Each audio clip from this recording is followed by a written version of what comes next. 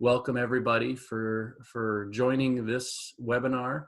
I'm kind of excited. This is something that I've been looking forward to doing since obviously we're living through a really crazy time right now in our society and in our world, that there's so much going on, and I've been getting a lot of inquiries in terms of talking about relationships. So far I've been on NPR, the local radio station for NPR. I've been on Care 11 this week. Everybody wants to talk about relationships. Why? Well, because for those of you that are in relationships, and I'm assuming you are for here, you're understanding that this is a really unique time that we're in, because this shelter in place order is really putting us in the same space, in the same house, in the same apartment with our partners that we may not be used to. So obviously there's a little bit of stress that comes along with that. So again, welcome everybody. Thank you so much for joining. I'm going to get started here and go through some content just to give you some information, to go through some details, some that are unique to the situation that we're in today. And then after that, we're going to get into an actual practice time. I'm going to give you this tool or this technique that I call SAIL. And you're going to get the opportunity to actually practice some of these techniques, with your partner there with you, or at least you could talk through a scenario. You think through a scenario if you don't have your partner with you, if they weren't ready to join or weren't able to join. So we'll do that. And then, like I said, at the very end, we'll have a question and answer period. So if you have those questions, feel free to jump to put those in the Q&A, and I will look at that throughout or at the very end when we have that Q&A period. So let me start off by just introducing myself. Like I said, my name is Ben Hoogland. I am a licensed marriage and family therapist. I am married. I've been married for over 10 years. I've got 4 beautiful girls, 9, 7, 5, and 3. And given that we're home all the time right now and we're not going anywhere anytime soon, what better time than now to add a new puppy to the family? So we just picked up a new puppy a couple weeks ago and have been going through the whole potty training process. So if I look a little tired, it's because I'm getting up a few times every hour, every few hours at night with the puppy. But she's amazing. She's wonderful. She's a mini mountain golden doodle, and she's completely adorable. As far as my clinical background, my master's degree is in marriage and family therapy from University of Wisconsin Stout. I've been practicing therapy for over 15 years. I've been focused primarily on relationships and couples for about the last 6 or 7 years. And before that, I did some work both in the hospital system and inpatient, as well as intensive outpatient programs. I've done some in-home therapy and in-home skills work and therapy. What else have I done? I've been doing a lot of training, a lot of education in several different relationship therapy methods, specifically the Gottman method, emotionally focused couples therapy, relational life therapy, discernment counseling, prepare, enrich. And what I do right now is really primarily couples. I do see some individuals for counseling and therapy, but those are really issues around relationships as well. I've really dove into working on becoming the best therapist I can be for relationships and for couples. So I do that primarily right now. I'm also a clinical supervisor, so I do clinical supervision for people who are working to become licensed as a therapist, helping them to develop their skills and hone their skills as a therapist. So a lot of this stuff that I've developed myself, this SAIL technique is one that I've come up with myself. I also have a unique offering that I'll get to at the end, but I do a relationship retreat for couples so that they can really dive into their relationship and get started with a unique 4-hour retreat that I offer too. So I'll get into those details a little bit later. So, but again, welcome. Thank you for joining me today. I'm hoping that the information that I share today will be of value to you, and that you'll be able to take this and use this, not just in your romantic or intimate relationships, but with your family and friends and even coworkers as well, because communication can be pretty tricky. And when you involve emotions, it can become a slippery slope. So this SAIL technique that I'll talk about a little bit later is going to be one that you can use really in every area of your life. And hopefully that's something that helps you to develop better connections, better relationships, and most importantly, be able to resolve conflicts or resolve issues that you have, because that tends to be one of the biggest things that I see with couples is they have issues that have been building upon issue upon issue upon issue. and they don't have any history, or they don't have any success in being able to resolve those issues. And so if you think about, you know, your storage area in your house or something, and you just keep adding stuff to it, the less likely you're going to want to go and deal with anything, any specific thing, or go find any specific thing. So what I do is I help couples to figure out what that emotional level is that they're trying to communicate at. Because let's be honest, and most people don't have a communication issue. A lot, you know, if you have a job, or if you have family or friends, you're able to communicate.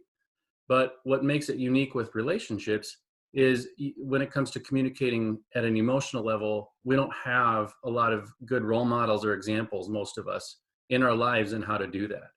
And so what I do is I provide those couples with that opportunity to resolve their issues at an emotional level, and to be able to have an effective communication technique that allows them to get through any issue. Because really, if you can develop a pattern of being able to solve or resolve your issues, then you're not afraid to tackle things. You're not afraid to bring things up. You don't feel like you have to stuff things down in order to be in a relationship with that other person. And so the couples that I see, you know, whether it be they come to me because they've just drifted apart, or whether there's been some infidelity in the relationship, you know, or they just had a baby, they've had kids for a while now, and ever since then their priorities have changed, their priorities have shifted, and the relationship hasn't been the focus for a while, and one or both of them are feeling pretty alone or pretty distant. So you think about, in our society today, loneliness is one of the biggest issues I think that we're facing, besides the coronavirus, obviously. And one of the things that is happening in relationships is people who are already in relationships are still feeling that loneliness or that disconnection. And part of it is because they don't know how to connect, or when an issue comes up, or several issues that don't get resolved, they don't want to connect with that person anymore. They don't want to be close to that person anymore. And so helping couples to get a pattern of success around resolving those issues can help turn the ship around, so that they can start to create that connection. So I'm going to jump into just a few issues to start, in terms of what's unique about our situation right now. Obviously, all of us, you know, here in Minnesota and across the United States are in a shelter-in-place order, which means we're home a lot, which means we don't have the freedoms, we don't have the opportunities to have a social life that like we're used to.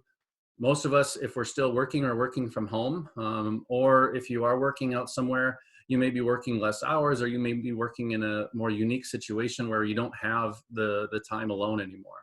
So I'm going to go through the current state of the unions, and by unions I mean relationships, and talking about what it's like to be in a relationship now when we're in this situation with this virus. I'm going to talk about how our system is really overloaded right now, how because of everything that's going on around the world, we're pretty frayed around the edges. I mean, mentally, emotionally, physically, at all levels, we're finding ourselves on overload. And I'm going to talk a little bit about that to give you some perspective that maybe you haven't thought about before. Talking about grief. Some of us don't understand these emotions we've been feeling, or this emotion we've been feeling. And I'm going to give you maybe a different perspective, that what you're experiencing is a form of grief. And that's our loss of our way of life, or our loss of our freedoms and what we're able to do on a daily basis. Also, with this virus, this involuntary togetherness, which means, you know, that we are at home, but not by choice, but by force, or by force of at least the rules that are out there right now. And so whereas we maybe normally would be out doing some activities, or, you know, especially Easter weekend, some of us were probably going to be traveling to go visit family. We aren't doing that anymore. And so that affects our relationships too. And then, of course, I'll get into this SAIL technique that I've been talking about, to give you those specific tools to be able to handle any issue that comes your way in a relationship. And then we'll talk about the opportunity you have right now, given all this time, given all this kind of forced lack of distraction. You can't even go out to a restaurant to go to dinner and engage in that distraction, or go to a movie, or go to the mall. Can't travel to go see family. So we're going to talk about that opportunity that you have right now, that you could choose to use in order to make your relationship better. So let's jump right in. So talking about the state of the unions, when you think about humans and how we've evolved over time, we have this part of us that's fight, flight, or freeze. So when you think about how we've survived as humans, we've had to have these survival instincts in order to get through some pretty crazy times. I don't know if you guys remember those days of living in the cave and having those saber-toothed tigers that come around your way. Yeah, I don't either, but I do know that our brains still react as if we have saber-toothed tigers and we have that danger around us. But it's more that, you know, that danger of, you know, social media and people saying things about us, or, you know, that relationship and our partner not giving us the attention we want. Our brains still react the same way. You know, our brains have evolved, but it still has that fight, flight, or freeze response. And so if you think about those three different things, the fight response is really that feeling of needing to attack or needing to push or get that threat away. And some of us in our relationship use that fight technique either by yelling or getting really angry or starting to swear. Some of us will actually throw out some names. Anything that we can do in order to get that person to back off, because that fight, flight, or freeze mechanism is kicking in. Others of us tend to want to run away. Maybe not literally, but we might physically remove ourselves from the room. We might literally turn ourselves away. We might focus more in on our phone when our partner's talking to us. And that flight response tends to be something that is what's meant to run away from that saber-toothed tiger. What's meant to run away from that issue or situation that we're afraid is going to ruin us or ruin our relationship. And then there's the freeze technique. The freeze is really where you have so much going on in your mind, or you can't settle on a thought, or you literally can't say anything. You shut down. You're still there. You're still looking at your partner, but you can't say anything. That sometimes is so aggravating to them because they think that you're shutting down because you don't have anything that you want to add, or you don't care, right? So each of these fight, flight, or freeze responses has a negative aspect to it when you think about how our partners respond to it.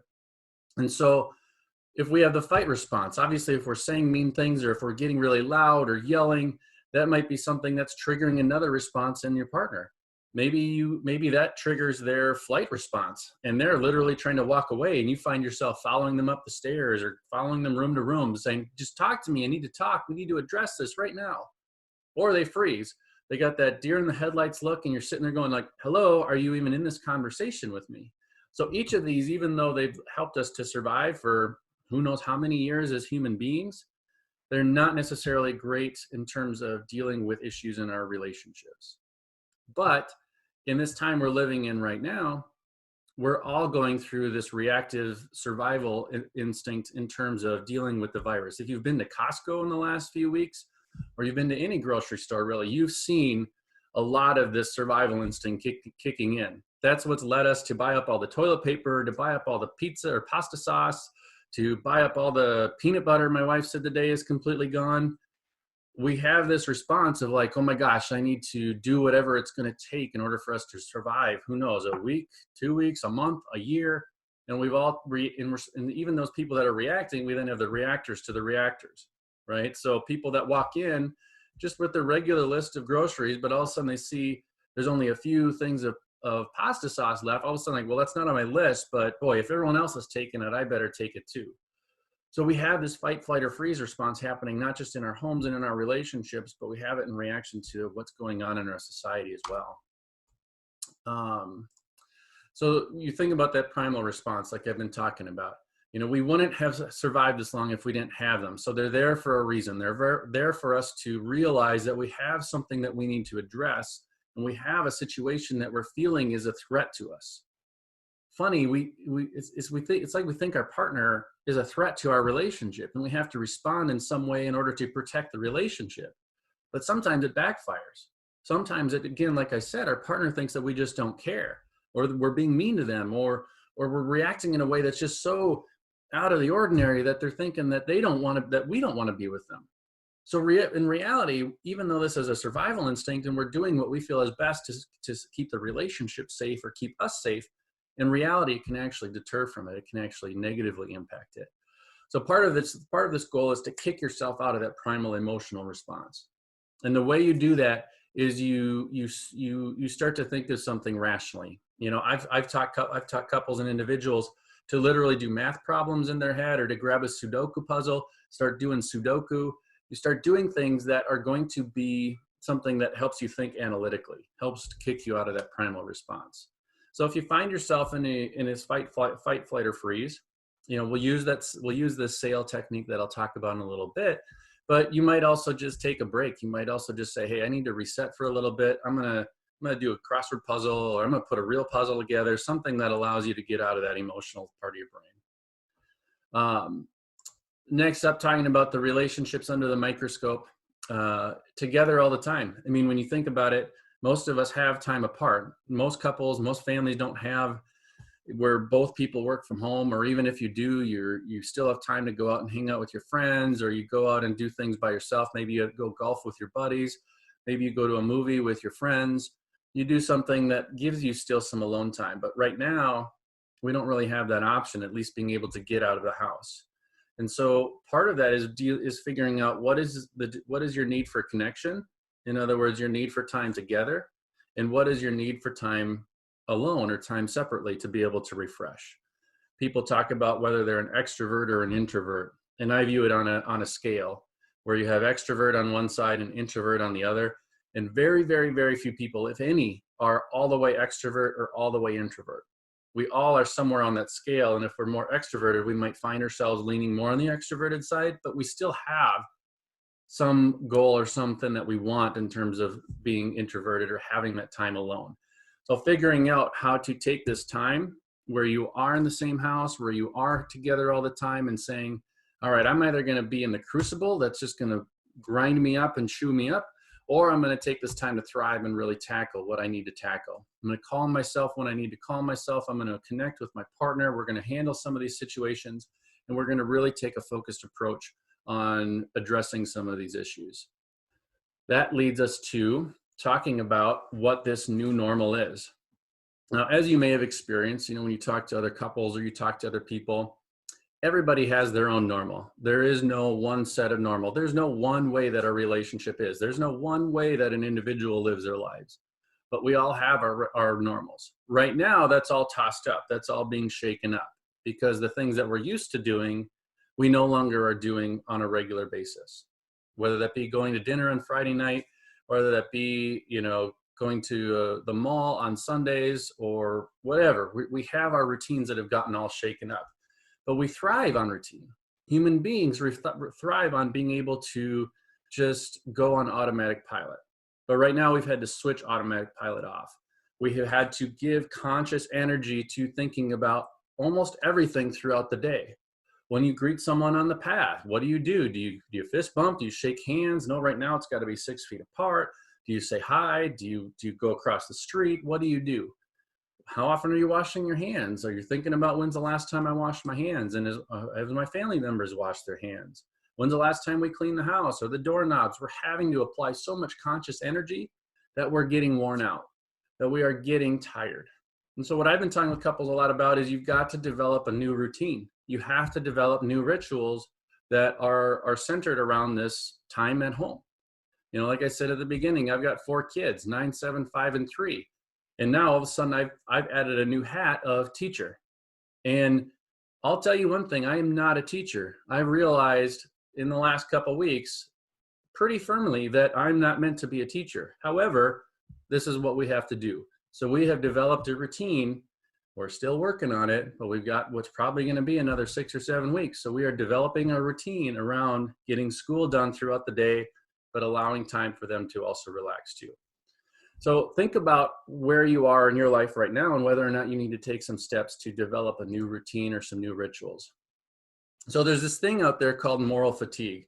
There was this article in the Rolling Stone that was titled, "The Reason You're Exhausted is Moral Fatigue." And I'll give you some of the highlights of that because it talks about that conscious energy that we're all having to use. So when you think about it, we're having to reflect on things we haven't thought about before. Suddenly we have our own mortality faced right in front of us, or our loved ones. I've got my parents who are in their 70s and who have some pre-existing conditions that I need to protect them, and I'm on them, right? So I'm the son, but I'm also, at least at the beginning of this, was really on my parents saying, hey, you guys got to stay home. You can't be going to the grocery. What are you doing going to the gas station? You don't need gas if you don't drive. And I'm having to talk to them about staying home. So we have this mortality factor that's now facing us right in the face because it's being talked about everywhere. It's being talked about in everything regards to this virus. So we're going through this emotional exhaustion. We're going through this period of burnout where we're taking in all this information. We're having to think about things we've never thought about before. We're having to perceive things in different ways. We're having to think about the future and, and what's going to happen and how long is this going to last, all this stuff that is literally tiring even just talking about it. And so being able to take time for yourself, to take time for your relationships, to unplug from the TV, to unplug from the news, to unplug from social media, and just practice being is really important. You really got to find a way to just be present in the moment and not being really stuck in consuming all the information, because it's there to consume all the time, but it can be pretty overwhelming. Talking about the thrive by owning your own time. That goes back to all this time that we have that no longer is filled by outside or other activities. Now's the time to seek out your support system. And if your partner is part of your support system, to be able to think about, how do we live our life right now in this new dynamic? How do we have alone time? How do we have together time? How do we get our needs met? I've been taking it one day at a time. I think it's Saturday, at least I think it is. This is supposed to be Saturday at 2, so I'm hoping I'm in the right spot. But many of us don't even think about what day it is because everything's blending together. We don't have those regular routines. But I'm looking at it as, we don't know how long this will last. We don't know what's going to change, when it will change. And so being able to just focus on what's right in front of us and taking it one day at a time is really important. Plus finding the good and taking advantage of that. So I have all this extra time at home. I have all this extra time home with my wife, with my kids. We've bought puzzles. We've pulled out puzzles. We've cleaned up areas. We're getting rid of stuff. We've got paint projects that we're hoping that we'll get to, doing the stuff that we can do together and take advantage of it, rather than being frustrated that we can't go anywhere, talking about what we can't do. We're focusing on what we can do. And I hope you guys find a way to do that too.